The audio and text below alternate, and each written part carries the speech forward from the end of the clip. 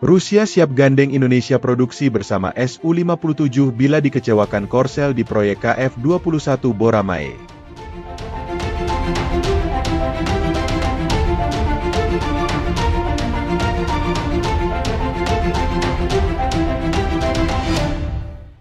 Audio Jungle. Audio Jungle. Dilansir dari laman zonajakarta.com, berlebihannya tindakan Korea Selatan sampai mengerahkan badan serta lembaga kontra intelijen dalam memeriksa insinyur Indonesia yang diduga mencuri data Kf-21 Boramae patut diperhatikan. Korsel harus ingat jika yang diduga mencuri data itu ialah perwakilan resmi pemerintah Indonesia dalam program Kf-21 Boramae. Harus ada kehati-hatian dari pihak Korsel bila memeriksa insinyur Indonesia. Bisa saja apa yang mereka lakukan bakal mengganggu program Kf-21 Boramae. Oleh sebab itulah Korsel mesti tak bertindak berlebihan mengatasi dugaan kasus pencurian data Kf-21 Boramae. Kementerian Luar Negeri Indonesia atau Kemlu RI lantas buka suara soal hal ini. Menurut juru bicara Kemlu RI Muhammad Lalu Iqbal, insinyur Indonesia yang diduga mencuri data Kf-21 Boramae itu dipastikan tak ditahan. KBRI Seoul juga sudah berkoordinasi dengan yang bersangkutan dan memastikan bahwa yang bersangkutan tidak dalam tahanan. Jelas Iqbal kepada awak media. Iqbal meyakini masalah apapun yang timbul dalam program Kf-21 Boramae akan diselesaikan secara baik-baik oleh kedua negara. Ini merupakan wujud komitmen Indonesia Korsel untuk mensukseskan Kf-21 Boramae. Kf-21 merupakan proyek strategis Indonesia dan Korea Selatan.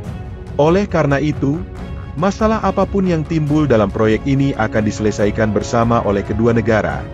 Jelasnya. Iqbal menjelaskan insinyur Indonesia yang diduga mencuri data Kf-21 Boramae sudah bekerja di fasilitas KAI sejak tahun 2016. Tentunya yang bersangkutan paham prosedur kerja di sana seperti apa. Memang sedari awal program Kf-21 Boramae Indonesia dan Korsel menemui berbagai hambatan. Mulai dari tak diberikannya akses bagi insinyur Indonesia ke teknologi Kf-21 Boramae, hingga tunggakan pembayaran.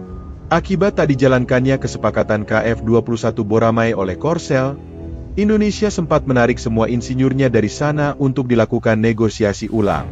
Indonesia meminta beberapa hal dalam negosiasi ulang yang akhirnya dipenuhi oleh Korsel. Salah satunya ialah porsi transfer teknologi agar SDM Indonesia maju demi kedepannya bisa membuat jet tempur sendiri.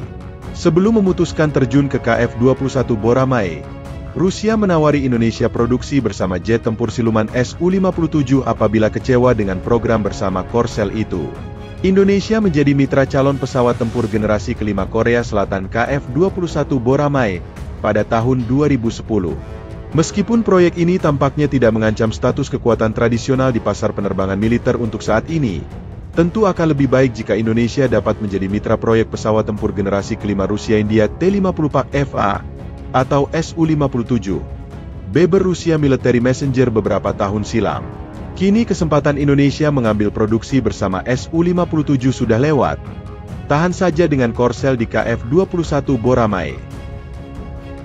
Kerjasama pertahanan antara Rusia dan Indonesia kembali menarik perhatian internasional dengan adanya wacana produksi bersama jet tempur canggih Su-57. Pesawat tempur generasi kelima ini merupakan salah satu yang paling mutakhir di dunia, dengan teknologi stealth, kemampuan manuver tinggi, serta persenjataan canggih. Rencana produksi bersama ini tidak hanya menjadi langkah strategis bagi kedua negara, tetapi juga membuka peluang signifikan dalam pengembangan teknologi pertahanan Indonesia. Rusia melihat Indonesia sebagai mitra strategis di kawasan Asia Tenggara. Indonesia, sebagai negara dengan kekuatan militer terbesar di ASEAN, memiliki pengaruh penting di kawasan. Dalam beberapa tahun terakhir, Indonesia telah memperlihatkan minat dalam modernisasi alutsista guna memperkuat pertahanannya. Sementara itu, Rusia memiliki keinginan untuk memperluas pengaruhnya dan menjalin hubungan ekonomi yang lebih erat dengan negara-negara di Asia. Kerjasama ini juga dapat dilihat sebagai upaya Indonesia untuk mengurangi ketergantungan pada satu sumber dalam pengadaan alutsista, terutama dari negara-negara barat. Dengan memproduksi Su-57 secara bersama, Indonesia tidak hanya mendapatkan teknologi baru, tetapi juga memiliki kesempatan untuk meningkatkan kapasitas industri pertahanannya sendiri. Transfer teknologi. Salah satu keuntungan terbesar dari kerjasama ini adalah transfer teknologi. Dengan keterlibatan langsung dalam produksi Su-57, Indonesia dapat mempelajari teknologi canggih yang sebelumnya sulit diakses. Ini akan memberikan dorongan besar bagi industri pertahanan lokal dan membuka peluang untuk mengembangkan teknologi militer di masa depan. Peningkatan kapabilitas militer. Produksi Su-57 akan memberikan Indonesia kemampuan untuk mengoperasikan pesawat tempur generasi kelima. Ini tidak hanya memperkuat pertahanan udara Indonesia, tetapi juga memberikan pesan kuat kepada negara-negara tetangga mengenai komitmen Indonesia terhadap modernisasi militernya. Kemandirian dalam produksi alutsista. Kerjasama ini akan membantu Indonesia mencapai kemandirian dalam produksi alutsista. Dalam jangka panjang, Indonesia mungkin dapat memproduksi komponen-komponen pesawat tempur secara mandiri, mengurangi ketergantungan pada negara lain.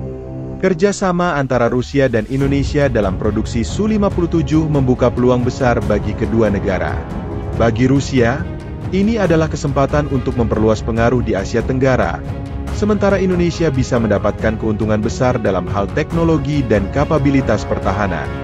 Namun, seperti halnya dengan setiap proyek ambisius, tantangan yang dihadapi juga signifikan, terutama dalam hal teknologi dan biaya. Jika berhasil, kerjasama ini dapat menjadi tonggak penting dalam modernisasi militer Indonesia dan meningkatkan hubungan bilateral kedua negara dalam jangka panjang.